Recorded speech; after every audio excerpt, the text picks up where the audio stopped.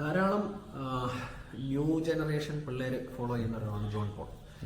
John പോളിന്റെ ഈ പുസ്തകം എനിക്ക് എൻ്റെ അടുത്ത സുഹൃത്തായ ബിപിൻ ചന്ദ്രൻ വളരെ സ്നേഹത്തോടെ എന്നാണ് പ്രിയപ്പെട്ട ദീപു ഡോക്ടർക്ക് സ്നേഹപൂർവ്വം ബിപിൻ ചന്ദ്രൻ എന്ന് എഴുതിയത്. അതുകൊണ്ട് തന്നെ ഈ പുസ്തകം വളരെ സ്പെഷ്യലാണ്.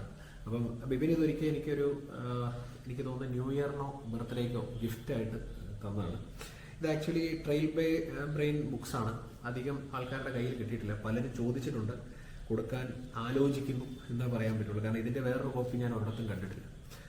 ജോൺ പോളിന്റെ മനോഹരമായ സംസാരവും അദ്ദേഹത്തിന്റെ അനർഘ നിർഗളമായ ആ ഭാഷയും അതിന്റെ മനോഹാരിതയും യൂട്യൂബിൽ കൂടി ധാരാളം ചെറുപ്പക്കാർ ഫോളോ ചെയ്യുന്നതായിട്ട് ഞാൻ കണ്ടിട്ടുണ്ട്. അപ്പം അദ്ദേഹത്തിന്റെ ഒരു ജീവിതം എങ്ങനെ മുന്നോട്ട് നീങ്ങി എന്നുള്ളത് സംഭാഷണങ്ങളിൽ കൂടിയാണ് പറയുന്നത്. അപ്പൊ ഇതിന്റെ രസം എന്ന് വെച്ചാൽ ഇത് പലരുമായിട്ടുള്ള സംഭാഷണങ്ങളിൽ കൂടി, കലൂർ ഡെന്നിസ് ജോസഫ്, ലോഹിതദാസ്, ഇങ്ങനെ പലരുടെയും സംഭാഷണങ്ങളിൽ കൂടെ, ഖുഷ്വന്ത് സിംഗ്, പലരുടെയും സംഭാഷണങ്ങളിൽ കൂടിയാണ് നമ്മൾ ഈ പുസ്തകത്തിൽ ഇദ്ദേഹത്തെ കണ്ടുപോകുന്നത്. മനോഹരമായ പല ഫോട്ടോസ്, സി രാധാകൃഷ്ണൻ സാറിന്റെ ഒരു ഫോർവേഡ് ഉണ്ട്. അങ്ങനെ അത് മനോഹരമായി എഴുതിയിരിക്കുന്ന ഒരു പുസ്തകമാണ്. ഒരു നിധി പോലെ സൂക്ഷിക്കുന്നു. അധികം കിട്ടാനില്ലാത്ത ഒരു ബുക്കാണ് ഈ ബുക്ക്. വിൽ സ്മിത്തിന്റെ ആത്മകഥ. നമുക്ക് എളുപ്പം ഓർത്തിരിക്കാവുന്ന ഒരു ടൈറ്റിലാണ് വിൽ.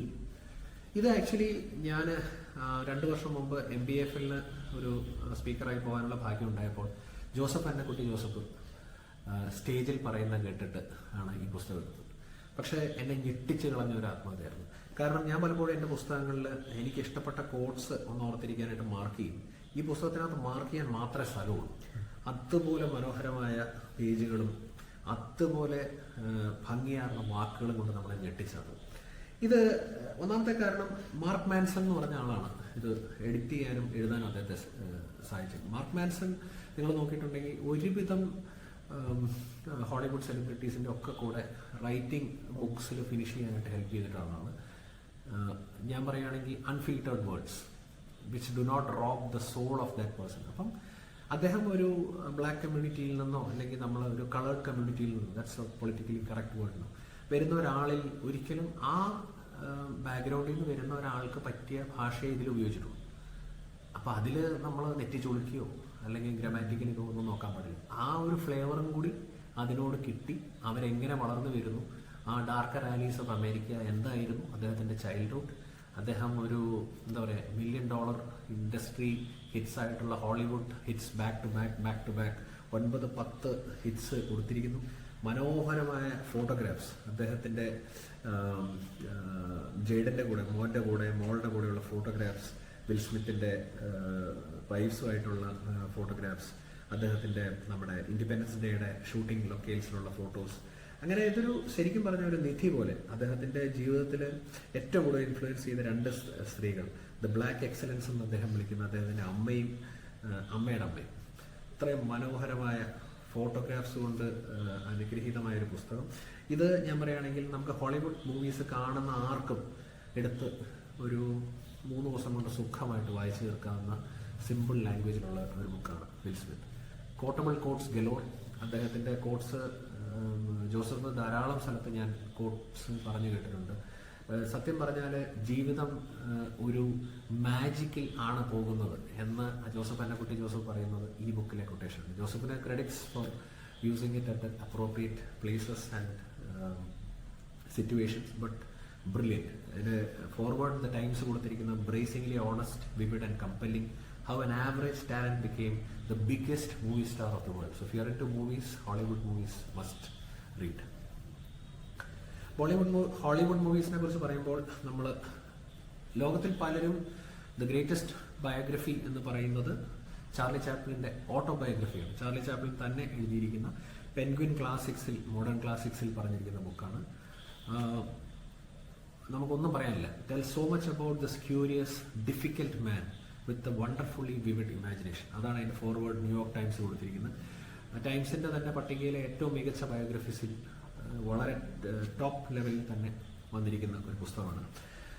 നമുക്ക് ആ കാലഘട്ടം, ചാപ്ലിൻ എങ്ങനെയാണ് ഓരോ ക്യാരക്ടേഴ്സിലേക്ക് വന്നത്, ഓരോ ക്യാരക്ടേഴ്സ് എങ്ങനെയാണ് ഉണ്ടായത്, അദ്ദേഹത്തിൻ്റെ ചൈൽഡ്ഹുഡ്, അദ്ദേഹത്തിൻ്റെ മൂവി ഇൻഡസ്ട്രിയിലുള്ള അദ്ദേഹത്തിൻ്റെ ജീവിതം, അദ്ദേഹം ഓരോ പടങ്ങൾ ഉണ്ടാക്കിയപ്പോൾ ഉള്ള ദ കിഡിൻ്റെ ഉണ്ടാക്കുന്ന സമയം, ഗ്രേറ്റ് എംപററിൻ്റെ ദ ഗ്രേറ്റ് ഡിക്റ്റേറ്ററിൻ്റെ ഷൂട്ടിംഗ് സമയങ്ങൾ, ലൈം ലൈറ്റിലുള്ളത്, അങ്ങനെ ഓരോ പടങ്ങളും, പിന്നെ അദ്ദേഹത്തിൻ്റെ സ്വിറ്റ്സർലൻഡിലെ അവസാന കാലം ഊരയുമായിട്ടുള്ളത്. അപ്പം ഇതിൽ ഇപ്പം നമുക്കിപ്പോൾ ത്രെഡ് ബെയർ ആയിട്ട് ഇതിൻ്റെ കുറ്റങ്ങൾ ഇപ്പം ഓൺലൈനൊക്കെ നോക്കിക്കഴിഞ്ഞാൽ അദ്ദേഹത്തിൻ്റെ പ്രൈവറ്റ് ലൈഫിനെ കുറിച്ചുള്ളത് കുറവാണെന്ന് പറയാം. പക്ഷേ we are nit picking on arguably the greatest movie maker genius of all time. അപ്പം ഇത് ഞാൻ പറഞ്ഞ പോലെ മൂവീസ് ഇഷ്ടമുള്ള ഒരാൾക്ക് തീർച്ചയായും വായിക്കേണ്ട ഒരു മസ്റ്റ് റീഡ് ബുക്ക്. ഇപ്പോഴത്തെ ഏറ്റവും വലിയ വർഷാന്ത്യങ്ങളിൽ വരുന്ന ബുക്ക് ലിസ്റ്റുകൾ, ഒബാമയുടെ ലിസ്റ്റ്, ബിൽ ഗേറ്റ്സിന്റെ ലിസ്റ്റ്. ബിൽ ഗേറ്റ്സ് ഒരു മെമ്മോയർ എഴുതാൻ തീരുമാനിച്ചതിന്റെ കാരണമായി അദ്ദേഹം ക്രെഡിറ്റ് കൊടുക്കുന്നത് ട്രെവർ നോവയ്ക്കാണ്. ട്രെവർ നോവ നമുക്കറിയാം, TV പേഴ്സണാലിറ്റിയാണ്. What I do whenever I'm traveling is, if I get to be in the same place as my friends, we try and spend as much time together. And what we'll do is we'll order like food or we'll go out. And when we do that, we allow one person to designate the meal. And so whenever my day comes around, consistently, I pick Indian food. Right? Yeah, I think it's the best cuisine in the world. Nothing comes close. Trevor നോവയുടെ dark ages of childhood from South Africa എൻ്റെ കുട്ടികൾക്കായിട്ട് മാതൃഭൂമിയിലെ Georgy വായിക്കണം എന്ന് പറഞ്ഞ് എടുത്താണ്. ഞാനിത് ബ്ലോസംസിൽ നിന്ന് second ഹാൻഡായിട്ട് എടുത്ത ബുക്കാണ്. മനോഹരമായ പുസ്തകം. രസം എന്താണെന്ന് വെച്ചാൽ കുറച്ച് പേജുകൾ, ഒരു 200-250 പേജ് കണ്ടാലും ഒരു 130 പേജിൻ്റെ കണ്ടന്റ് ഇതിലുള്ളൂ. കാരണം അത്രയും വൈഡ് സ്പേസ്ഡ് ആയിട്ട് സിമ്പിൾ കുട്ടികൾ വായിക്കാൻ വേണ്ടി ട്രെവർ നോവ പർപ്പസ്ഫുള്ളി എഡിറ്റ് ചെയ്ത ഇതാണ്. And that is why it's adapted for young readers. മക്കൾക്ക് വേണ്ടി വായിച്ചാണ്. അവർ വളരെ എൻജോയ് ചെയ്ത് വായിച്ചൊരു ബുക്കാണ്. It's Trevor Noah born a crime എന്ന് പറയുന്ന പുസ്തകം. ഇനി നമുക്ക് കുറച്ച് മലയാളത്തിലേക്ക് പോയി കഴിഞ്ഞാൽ എൻ്റെ ഫേവറിറ്റ് എഴുത്തുകാരൻ, ചിന്തകൻ, തിരക്കഥാകൃത്ത്, സംവിധായകനായ പത്മരാജൻ സാറിൻ്റെ മകൻ, ഇപ്പം ഞാൻ അനന്തേട്ടൻ എന്ന് വിളിക്കുന്ന അനന്തപത്മനാഭൻ എഴുതിയ മകൻ്റെ കുറിപ്പുകൾ. ഇത് മലയാള വായനക്കാർ എന്തോരം വായിച്ചു എന്നെനിക്ക് ആത്മാർത്ഥമായിട്ട് വിഷമമുള്ള, സങ്കടമുള്ള ഒരു ബുക്കാണ്. കാരണം ഇത്രയും മനോഹരമായ ഒരു മകൻ്റെ കുറിപ്പുകൾ എന്ന് പറഞ്ഞാൽ, സ്വന്തം അച്ഛനെക്കുറിച്ച് ഒരു മകന് ഇതിലും ആത്മാർത്ഥമായിട്ട് എഴുതാൻ പറ്റുമെന്ന് ചോദിച്ചാൽ എനിക്കറിയില്ല. ഞാനിത് വായിക്കുന്ന കാലത്ത് എനിക്ക് അനന്തേട്ടനെ അറിയില്ല. പക്ഷെ അദ്ദേഹത്തിൻ്റെ ഹൃദയത്തിൻ്റെ ഭാഷയിൽ ആണ് ഈ പുസ്തകങ്ങളിലെ ഓരോ പേജും ഓരോ ഏടും വായിച്ചിരിക്കുന്നത്.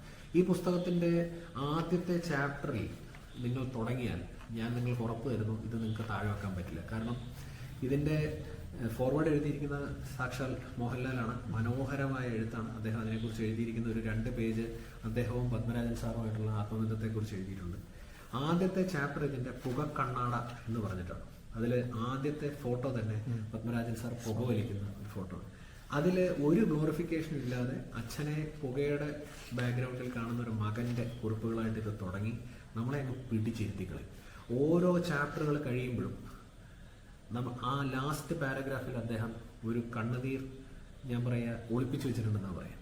ഇതിലെ ഫസ്റ്റ് ചാപ്റ്ററിൽ ഞാൻ പറഞ്ഞത് വായിക്കുകയാണെങ്കിൽ, അന്ന് ആ ആശുപത്രി മുറ്റത്ത് വലിച്ചെറിഞ്ഞത് വെറും ശീലത്തെയല്ല, ഒരു അന്ധകാല രാശിയിൽ മൂഢമായ പരിവേഷങ്ങളുടെ സ്വാർത്ഥതയുടെ പുകക്കണ്ണട. ഇപ്പൊ ഇത് ഇത്രയും മനോഹരമായി മലയാളം എഴുതാൻ പറ്റുന്ന ആൾക്കാർ ഈ ജനറേഷനിൽ ഉണ്ടോ എന്നെനിക്ക് സംശയമാണ്.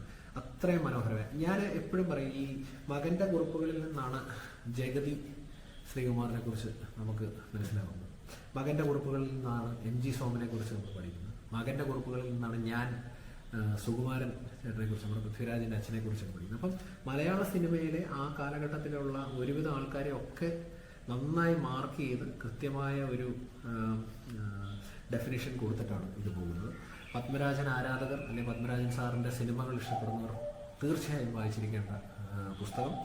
പ്രസിദ്ധമായ അദ്ദേഹത്തിൻ്റെ എല്ലാ പുസ്തകങ്ങളെയും, എല്ലാ പടങ്ങളെയും കുറിച്ച്, തൂവാനത്തുമ്പികൾ, നമ്മുടെ നമുക്ക് വാർക്കാൻ മുന്തിരിത്തോപ്പുകൾ, ഒരിടത്തൊരു ഫൈൽമാൻ, എല്ലാം മനോഹരമായി ഓരോ പടങ്ങളുടെയും സെറ്റിങ്ങും അത് വന്ന കഥയും ആ സമയത്ത് പത്മരാജൻ സാറിൻ്റെ മനസ്സിൽ കൂടി പോയ ചിന്തകളും അത് പരുവപ്പെടുത്തി നമുക്ക് സ്ക്രീനിൽ എത്തിക്കാൻ പെട്ട പാട്, ഇതെല്ലാം രേഖപ്പെടുത്തിയിരിക്കുന്ന ഒരു അമൂല്യ നിധി. ഞാനിപ്പോഴും എൻ്റെ ഏറ്റവും അടുത്ത സുഹൃത്തുക്കൾക്ക് ഗിഫ്റ്റ് കൊടുക്കുന്ന പുസ്തകമാണിത്. കാരണം if you love Padmarajan sir, you must read this. നമ്മളെ തമ്മിൽ കണക്ട് ചെയ്ത പുസ്തകം ഇത്. ഈ 2 പുസ്തകങ്ങൾ ഞാൻ ഒരേ സമയം എടുത്തു വെക്കും. ദ അനാർക്കിസ്റ്റ് എന്നോ അല്ലെങ്കിൽ പറഞ്ഞ വരയിൽ ജീവിതം ജീവിക്കാതെ പലരും സെലിബ്രേറ്റ് ചെയ്യുന്ന ജോൺ എബ്രഹാം.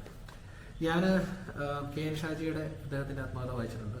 പക്ഷേ എന്നെ അതിൽ കൂടുതൽ അടുപ്പിച്ച പുസ്തകം മോട്ടോർ സൈക്കിൾ ഡയറീസ്, ജോണിനൊപ്പം പ്രൊഫസർ ശോഭീന്ദ്രൻ. രണ്ടുപേരും എക്സെപ്ഷണൽ പേഴ്സണാലിറ്റീസ് ഉള്ള ക്യാരക്ടേഴ്സാണ്. അതുകൊണ്ട് തന്നെ ഞാനിപ്പോഴും ഓർക്കുന്നു, ഞാൻ ഈ പുസ്തകം കൊണ്ട് ഞങ്ങളുടെ ഒരു വെഡ്ഡിങ് ആനിവേഴ്സറിക്ക് എനിക്ക് തോന്നുന്നു അതിരപ്പള്ളിയിലാന്ന് തോന്നുന്നു ഞാൻ താമസിക്കുന്ന സമയത്ത് ഈ ബുക്ക് കണ്ടിട്ട് ഞങ്ങൾ ഡിന്നറിന് ഇരിക്കുമ്പോൾ മോള് കുറച്ചൊരു പെയിൻറ്റിങ് അവൾ ഞങ്ങൾക്ക് ഗിഫ്റ്റ് ചെയ്യുന്ന സമയത്ത് ഈ ബുക്ക് ഇങ്ങനെ ഓപ്പണായിട്ട് മേശപ്പുറത്തിരിക്കാൻ നേരം വെയിറ്റർ അവിടുത്തെ സെർവ് ചെയ്യുന്ന പയ്യൻ വന്നിട്ട് എൻ്റെ അടുത്ത് ഇത് കണ്ടിട്ട് പറഞ്ഞു ലാ പെത്തറോസ. അപ്പോൾ മോട്ടോർ സൈക്കിൾ ഡയറീസ് ചെഗുവാരയുടെ ആത്മകഥ നമ്മൾ വായിക്കുന്ന പോലെയാണിത്. അപ്പോഴാണ് ഞാൻ ഞെട്ടിയത്, ഇത് ലാ പെത്തറോസയാണ് എന്ന് പറയാൻ ആ പയ്യന് തോന്നിയില്ല. അപ്പം that means is such A well red boy. നമ്മളവിടെ പ്രതീക്ഷിക്കുന്നുണ്ടോ? ഇല്ല. പക്ഷേ മനോഹരമായ ഒരു യാത്ര. സത്യം പറഞ്ഞാൽ ഒരു കുട്ടു എന്ന് പറഞ്ഞൊരു ബുള്ളറ്റിൽ യാത്ര ചെയ്യുന്ന ഒരു അനുഭവമായിരിക്കും ഇത് വായിക്കണം. ഞാൻ പറയുകയാണെങ്കിൽ രണ്ടും വായിക്കണം. ജോൺ എബ്രഹാമിനെ കുറിച്ച് നിങ്ങൾ കെ എൻ ഷാജിയുടെ ആത്മകഥ എൻ്റെ ബയോഗ്രഫി എന്ന് പറയുന്ന ഒരു ക്ലാസിക്കാണ്. പക്ഷെ അതിൻ്റെ ഒരു വേറൊരു ടേക്ക് വേണമെങ്കിൽ നിങ്ങളിത് രണ്ടും കൂടി വായിക്കണം എന്നാണ് ഞാൻ പറയും. ഏറ്റവും അവസാനം വായിച്ച ബയോഗ്രഫി ഏറ്റവും ചെറിയ പുസ്തകം, ഒരു 100 പേജിൽ താഴെയുള്ള അടുത്ത സുഹൃത്ത് നമ്മുടെ ഷംസുദ്ദീൻ എഴുതിയ മനോഹരമായ പുസ്തകം. എന്നെയും ആശിഷിൻ്റെയൊക്കെ കോമൺ ഫ്രണ്ടാണ്.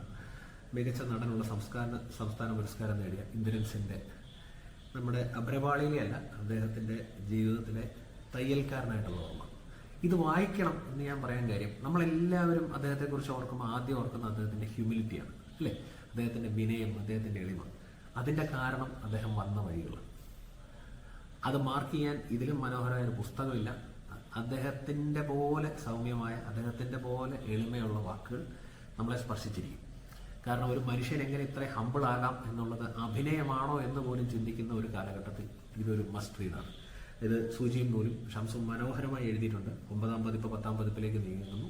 കൂടുതൽ ആൾക്കാർ വാങ്ങട്ടെ എന്ന് ഞാൻ ആശംസിക്കുന്നു.